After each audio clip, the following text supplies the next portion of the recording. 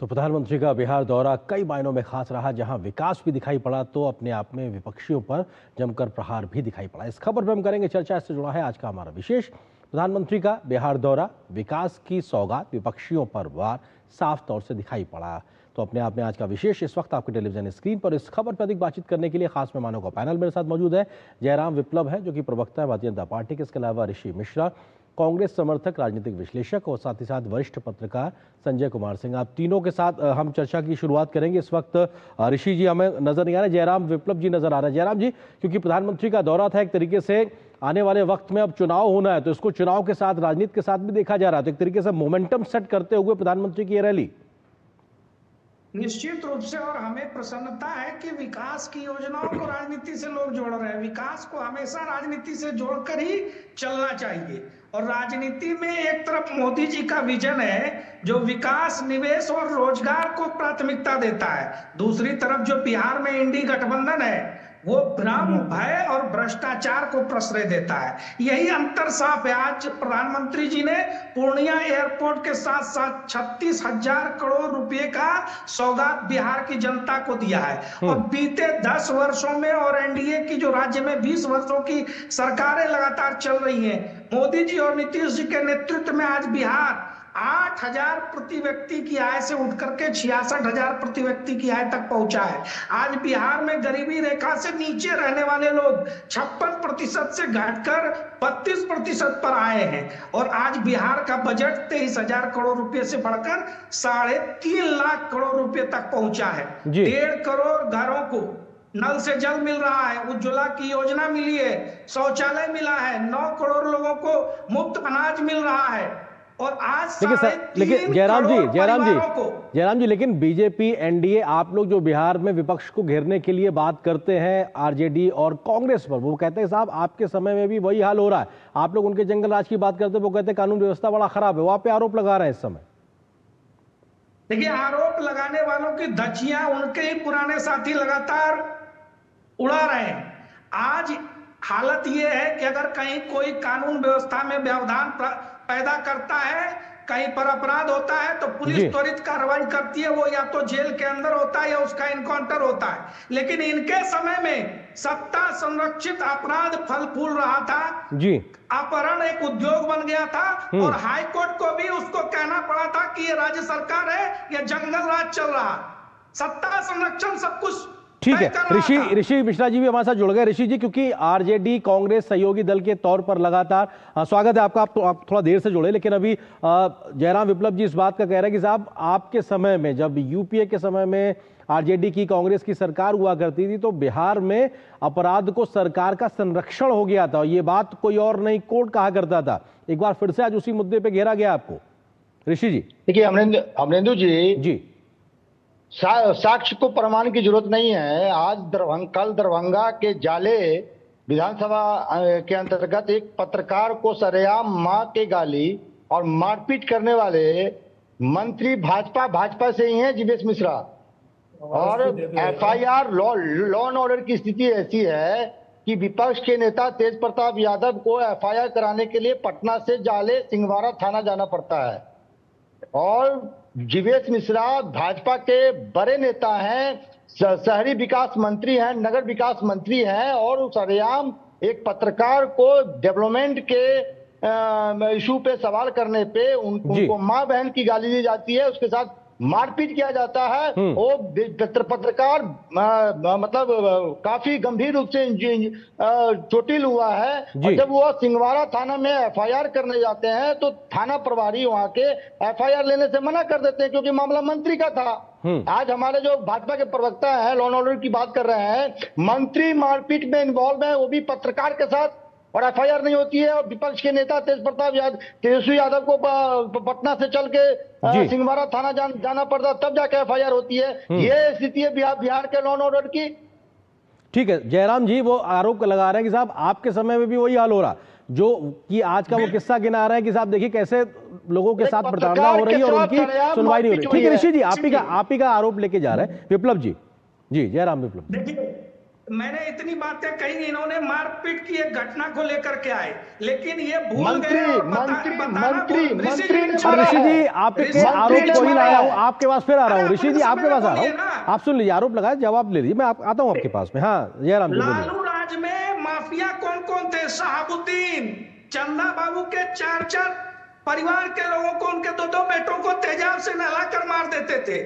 एक दलित आईएएस अफसर की बीवी, उनकी पत्नी, उनकी मां और उनकी नौकरानी के साथ बलात्कार होता है, उसकी एफआईआर दर्ज नहीं होती है। दर्जनों ऐसे विभत्स कांड हुए, एक एफआईआर दर्ज नहीं हुई। जातीय नरसंहार, लक्ष्मणपुर बातें, बथानी टोला, 12 अनगिनत दर्जनों लालू और राबड़ी राज में नरसंहार हुए। किसने उसकी परवाह की? और अपहरण और फिरौती की रकम राबड़ी देवी और लालू यादव के आवास पर तय होती थी। ठीक है, संजय कुमार जी हमारे साथ वरिष्ठ पत्रकार भी मौजूद है। ठीक है जयराम जी, ठीक है, संजय जी एक सेकंड ऋषि जी आ रहा हूँ, आपके पास भी आ रहा हूँ। ऋषि जी जयराम जी एक सेकंड ऋषि जी जयराम जी एक सेकंड, ठीक है आपका पॉइंट आ गया। जयराम जी आपका पॉइंट आ गया, जयराम जी आपका पॉइंट आ गया, प्लीज सुनिए एक सेकंड। अरे जयराम जी, अरे सुनिए तो, आप और मेहमान भी है बात साथ में, वरिष्ठ पत्रकार संजय कुमार सिंह जी। संजय जी आप भी बिहार को बड़ा लंबे समय से पूरा देखते रहे कि इनका कानून व्यवस्था और उनका कानून व्यवस्था के बीच में आखिर खड़ा कहां पे है ये पूरा मुद्दा, किस तरह से आप देखते हैं संजय जी? देखिए, इसमें कोई संदेह नहीं कि जिन लोगों ने बिहार को देखा है 2005 के पहले, 1990 से 2005 तक लालू राबड़ी का राज था, उस राज की कल्पना मात्र से कोई भी व्यक्ति जो बिहार के बारे में थोड़ी भी जिसकी सोच होगी, बिहार के उत्थान के बारे में, बिहार में रहने के बारे में, बिहार में काम करने के बारे में, वो उस परिकल्पना से ही सेवन उठेगा। एक चीज तय है, 2005 के बाद बिहार में जो विकास हुआ है या बिहार का जो डेवलपमेंट है, बिहार जो पहले गया है या जाएगा, उसमें जमीन आसमान का फर्क है, इसमें कोई अतिशयोक्ति नहीं है। इधर के वर्षों में देखेंगे तो जिस तरह के काम के कारण, अब अगर आप सक्सेसिवली देखेंगे, 2 बार नीतीश कुमार भले ही अलग हुए फिर वापस आए, लेकिन एक तरह की कार्य में जो कंटिन्यूटी हुई है, लोगों का विश्वास जो वहां के प्रति बढ़ा है, उसमें कोई संदेह नहीं। तीसरी चीज यह है कि प्राइम मिनिस्टर मोदी का एक बहुत अद्भुत ट्रैक्शन है बिहार में, जिसका नतीजा बार बार लोकसभा के चुनाव में बिहार में आप देखते हैं, विधानसभा के चुनाव में भी बीजेपी का पिछले बार भी, बाकी देख लें जिस समय एनडीए का गठबंधन उनका था, उसमें बीजेपी का प्रदर्शन, स्ट्राइक रेट काफी अच्छा था। तो इसलिए वो कंपैरेबल ही नहीं है। और लालू राबड़ी का राज, मतलब कम से कम लॉ एंड ऑर्डर वाले सिचुएशन में या किसी भी सिचुएशन में, लालू यादव अंडर डेवलपमेंट के मसीहा थे। उस चीज को वो प्रचारित करते थे कि डेवलपमेंट नहीं होने से क्या फायदा होगा। सबसे बड़ी चीज जो उन्होंने शोकेस की थी अपने डेवलपमेंट की, वो थी चरवाहा विद्यालय। अब बताइए चरवाहा विद्यालय कहाँ है, चरवाहा विद्यालय की क्या उपयोगिता हो सकती है, अलग एक विषय। दूसरी चीज ये है कि इस समय में जब राहुल गांधी भी घूम रहे थे तो वो बिहार के बारे में तो कोई बात उन्होंने की नहीं। वो एक बात कर रहे थे जो, मतलब आजकल जिस बात को लेकर के चलते हैं, वोट चोरी और वोट का अधिकार भी पीएम ने आज उस चीज को काफी क्लियर किया है। साथ में उन्होंने, प्रधानमंत्री जी ने जब ये कहा कि मसला जो घुसपैठ का है और एसआईआर, सुप्रीम कोर्ट ने भी गलत नहीं ठहराया, या उसकी टाइमिंग को लेकर जो सवाल उठे थे उसको भी सुप्रीम कोर्ट ने गलत नहीं ठहराया।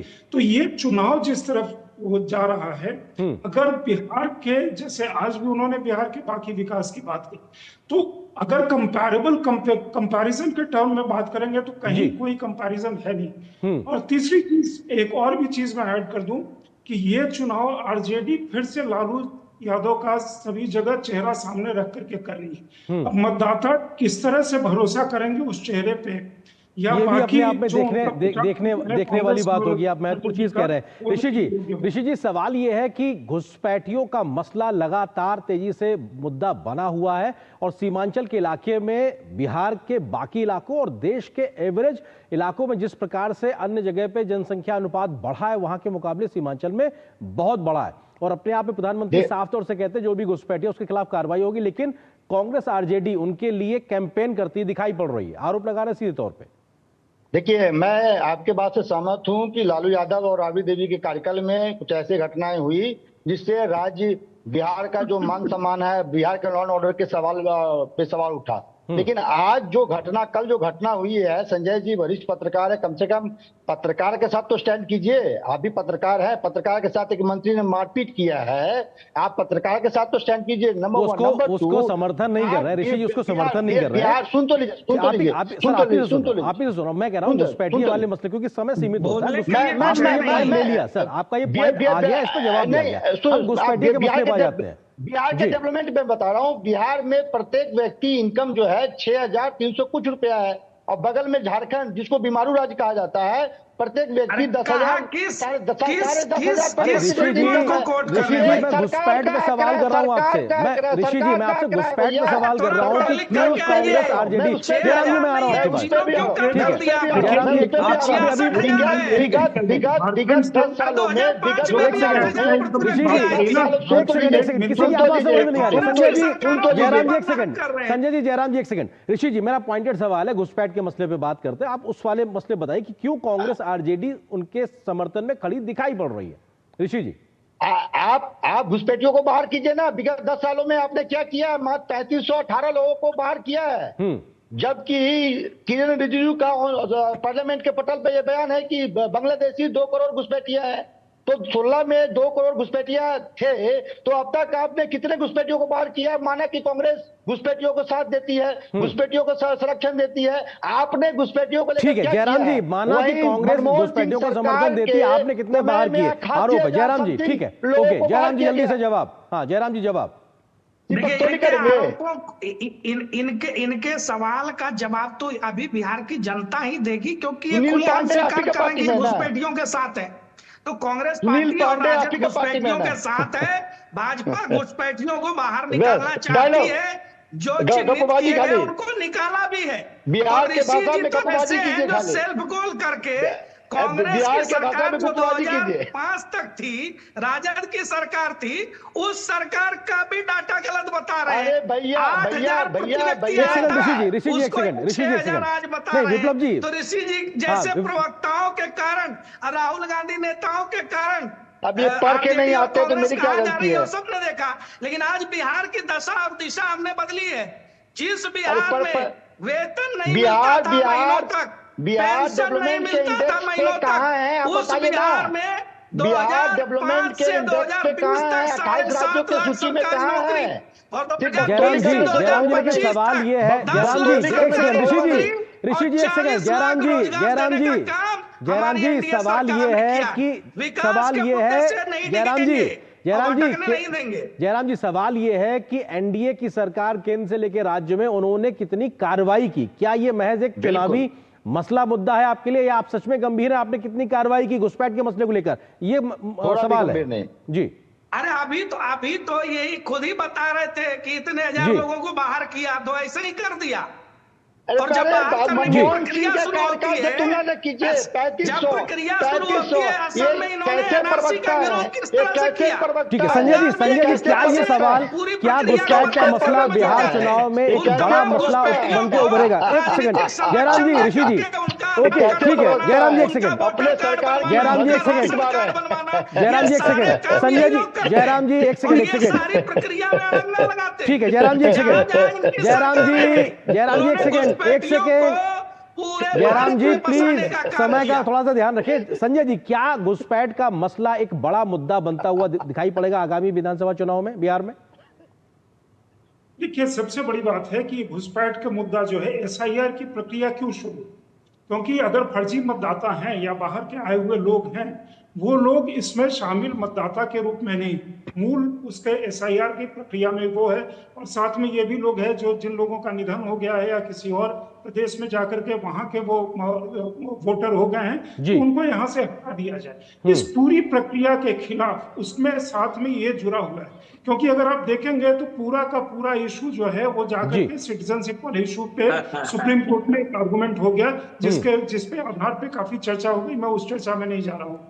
अगर कहीं से अगर ये शुरुआत होनी है तो घुसपैठ का इशू पर्टिकुलरली सीमांचल के इलाके में अगर कोई डिनाई करता है तो वो डिनायल मोड में है कि अगर वहां पे घुसपैठ नहीं है सीमांचल के इलाके में जी, और वो पूरा इलाका साथ में इस कारण से काफी कम्युनली सेंसिटिव हो जाता है। तो एक इस पर डिनायल मोड में रहने का बिल्कुल एक तरीके से हाँ। एसआईआर की प्रक्रिया का विरोध करके जी। घुसपैठ के मुद्दे को मुझे लगता है कि विपक्ष और प्रोमिनेंटली टेबल पर लेकर के आ रहा है जी। बीजेपी को और शायद इसीलिए एक तरीके से वो मौका मिलता नजर आ रहा है। बहुत बहुत शुक्रिया तीनों मेहमानों का हमारे साथ जुड़ने के लिए, इस विषय पे विस्तार से बात करने के लिए शुक्रिया आप तीनों का। और यहाँ पर एक छोटे से ब्रेक लेते हैं। ब्रेक उस पार जब वापस आएंगे तो खबर दिखाएंगे कि वक्फ कानून पर सुप्रीम कोर्ट ने आज क्या सुनाया अंतरिम फैसला। इस खबर पर विस्तार से नजर छोटे से ब्रेक के बाद।